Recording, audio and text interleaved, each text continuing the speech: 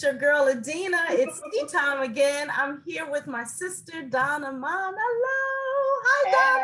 Hi. Donna. Hi. What you drinking this afternoon? What's in the cup, honey? I'm drinking a mocha.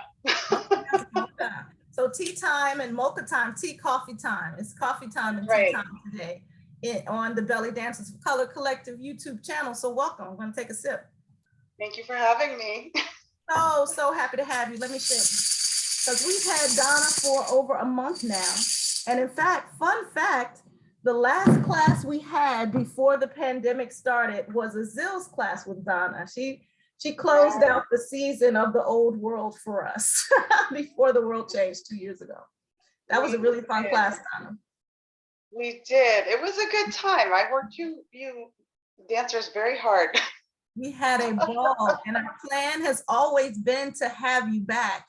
But of course, everything was on hiatus for at least 1.5 years. And so now we're so happy that the world has become so accessible with virtual classes and people are more open to it than ever before. So now we've been able to engage you on Mondays with the beautiful, we started off with quickie Egyptian belly dance. And now we have you for an hour through the rest of April. So let's talk a little bit about you, Donna.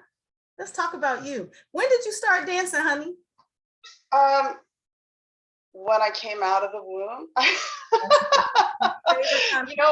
I am first generation American. My family is Filipino, and if you know anything about Filipinos, they like to party. And literally our family, it was like every weekend it was a party. We had people over all the time and we were dancing all the time. We joking, not joking. We went to my cousin's wedding recently and it was like there were people on the dance floor the whole time. There's a dance for every song. There is we like to party. So I have been dancing all my life. I didn't start formally dancing, so I didn't take lessons per se till I was an adult. I was, I was a competition cheerleader when I was in high school. I did the musicals. When I got to college, I took hip hop dance classes. I took modern dance classes. I did a lot of those kinds of things. I did theater dance. And then when I was in my late 20s, I found belly dance because my girlfriends and I were just not spending enough time together. And we said, well, let's, we were like, let's do something together.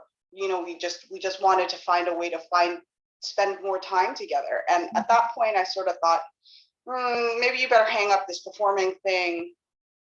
Where did you start belly dancing? At what school did you start? I actually started, I was living in New Jersey at the time. I am, you can take the girl out of Jersey, I guess, but you can't take the Jersey out of the girl.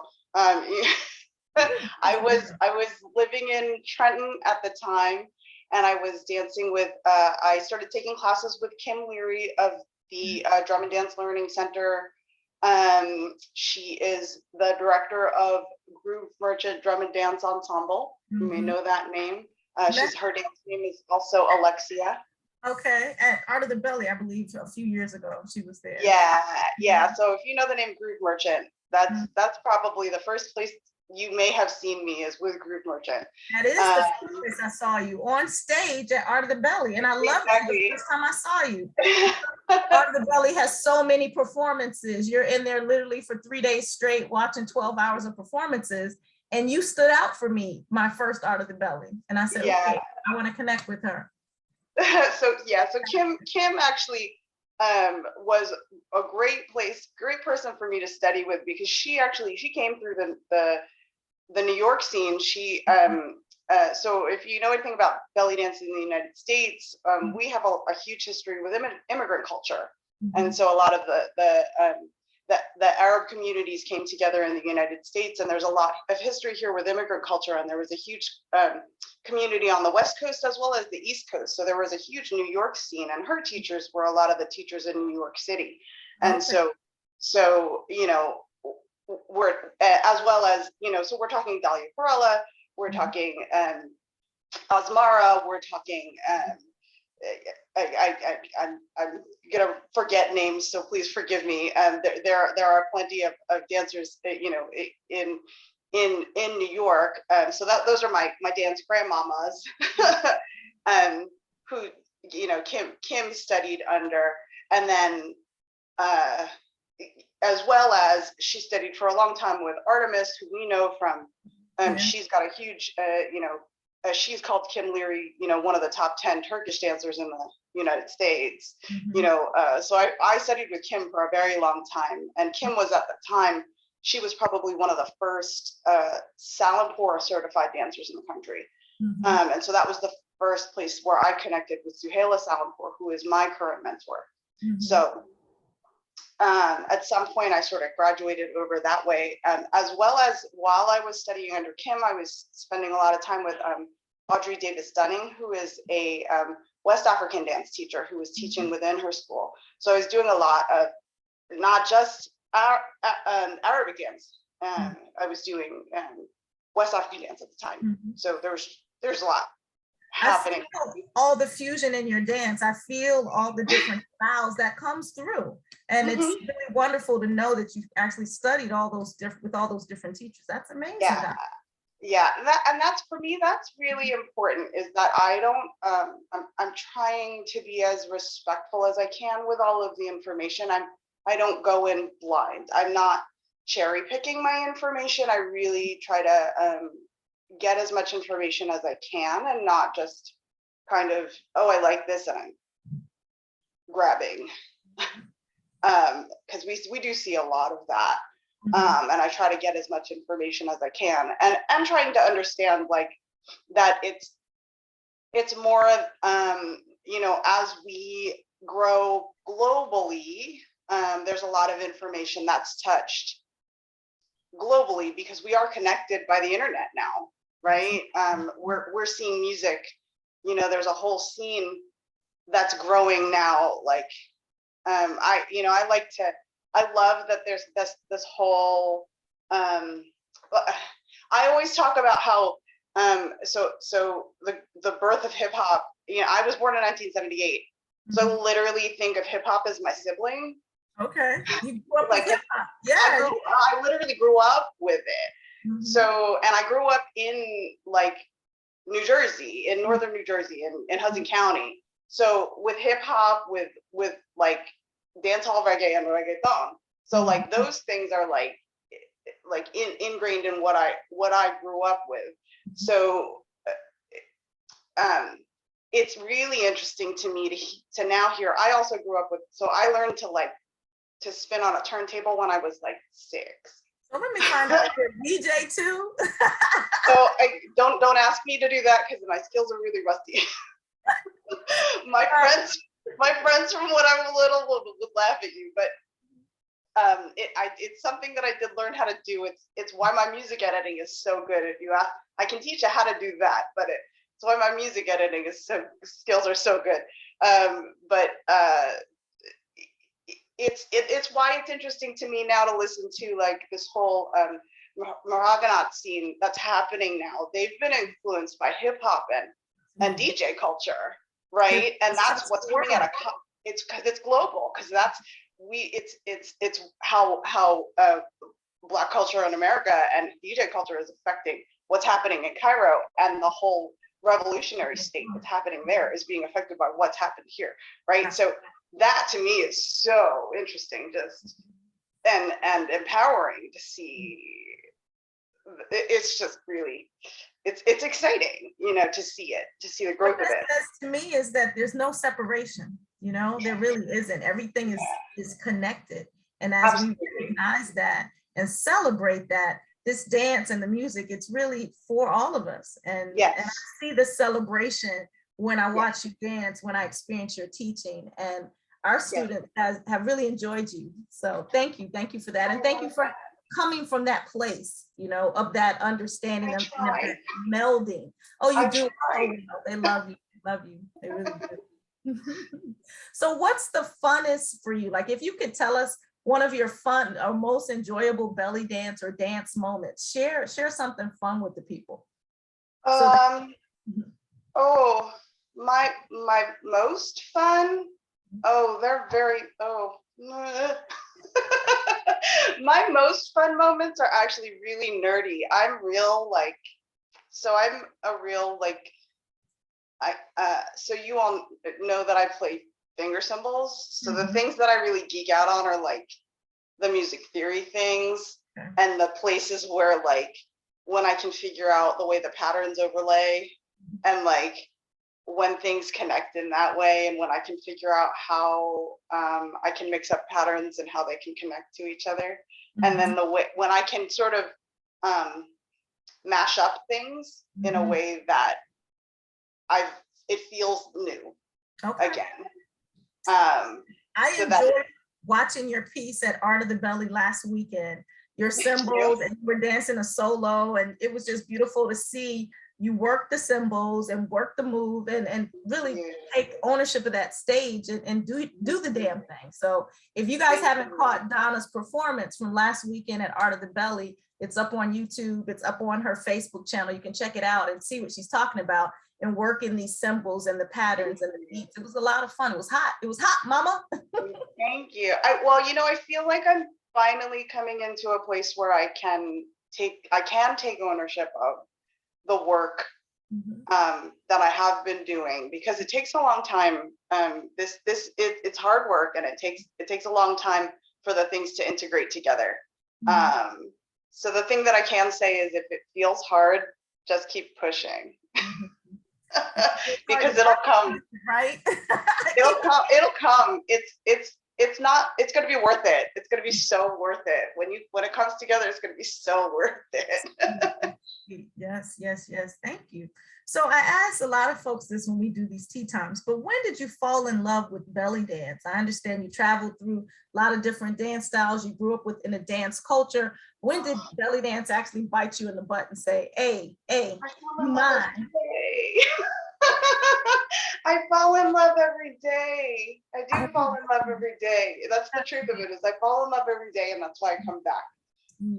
But the first time, actually, to be honest, the first time I when I first fell in love with it was, it had to have been, honestly, it's when I found the Salimpore technique. Because here I am, somebody who came from, you know, I came from, you know, as I said, I grew up with hip hop. I did a lot of, you know, I came from Hudson County, New Jersey. My background is hip hop and dance hall, you know, and so, you know, I know all that movement, but I used to have friends who would be like, oh, teach me how to do that. And I could never describe it. And then when I learned about the Salimpore technique, I suddenly was learning how to use my body in a way, and I could describe my movement in a way in which I could explain it to other people. And I gained control over my body, in which I really could explain it and describe it to other people. And I had never had that before. It was a level of control that I had never had. It was an empowerment that I had never had before. And at 30, that's like groundbreaking. That was, it was game changing. So that for me that was it. I was in love. There was no turning back. At what point did you start Salimpore? You said at 30. Have you been?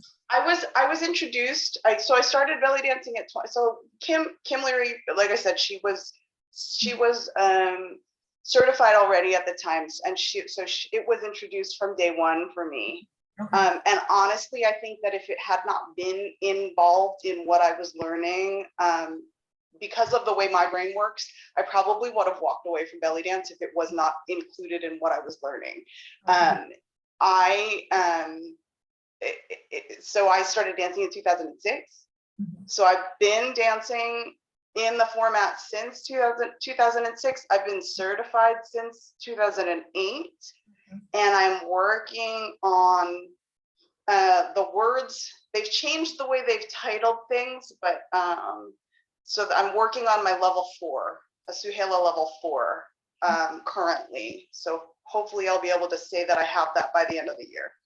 So tell people who may not be familiar with Salampur and the levels and how that changed your dancing. I've heard you say recently that through the pandemic, you spent a lot of time studying and you feel like you're a different dancer. You feel stronger, you feel, more graceful. So explain how Salampur supported you in that journey. Sure, absolutely. So basically, the short story is Jamila Salampur was a Sicilian immigrant who moved to California in the 30s or 40s. She taught in California. She lived in the Arab community and danced in the Arab community. And she was taught by the Arab community. She learned from watching the golden era of belly dancers, and she learned from the Arab community how to belly dance, and they encouraged her to belly dance. And what was happening was she didn't create steps. She cataloged steps to teach. And that ended up evolving into a format. And then she married an Arab man who is Suhaila Salampur, who is my mentor.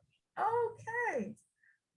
So Suhaila ended up creating, Suhaila was born with scoliosis, and they wanted to put a rod in her back. And Jamila said, absolutely not. She decided the solution for this was good. She was going to put her in every dance class imaginable.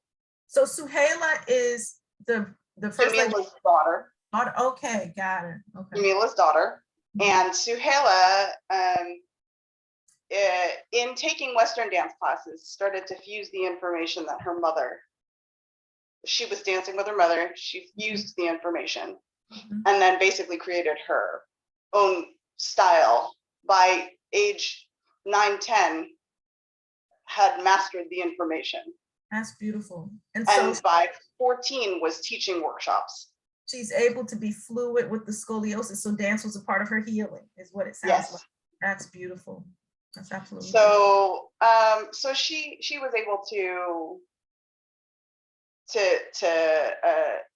heal through dance. The Western dance training helped her body. And it wasn't, I should correct myself, it wasn't just Western dance. She also took Indian dance. She took flamenco. It was basically any dance class her mother could get her body into.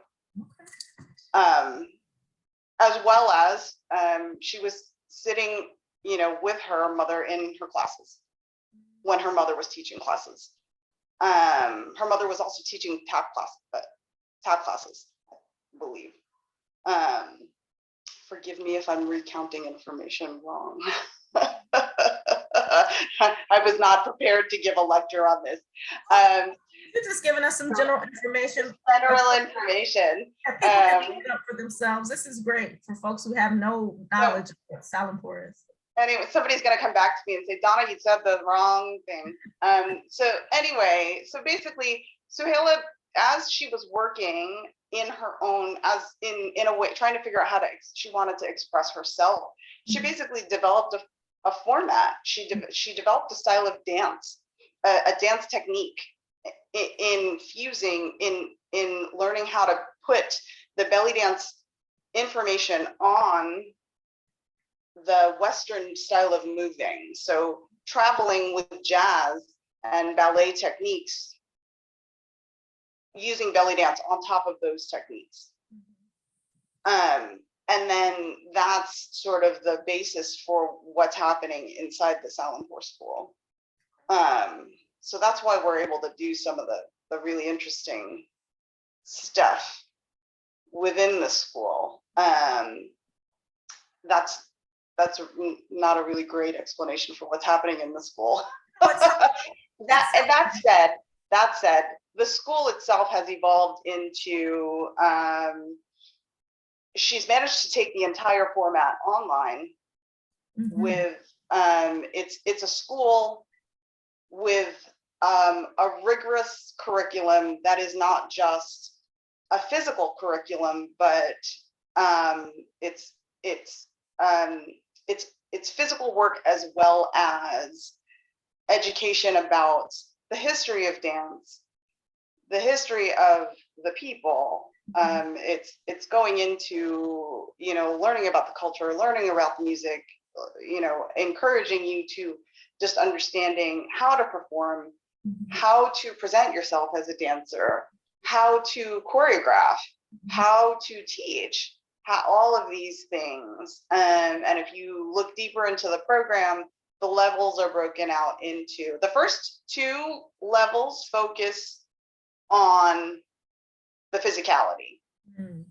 Because in that space, she's not asking you to do the work, the emotional work, until you're ready physically to carry it. Okay. Which is one philosophy of doing the work. So, and specifically, I had done, by the time pandemic hit, I was already level 2 Suhaila, level 2 Jamila, and I was had been already working on level 3 in the format, which is where you start to work on the emotional space in that format.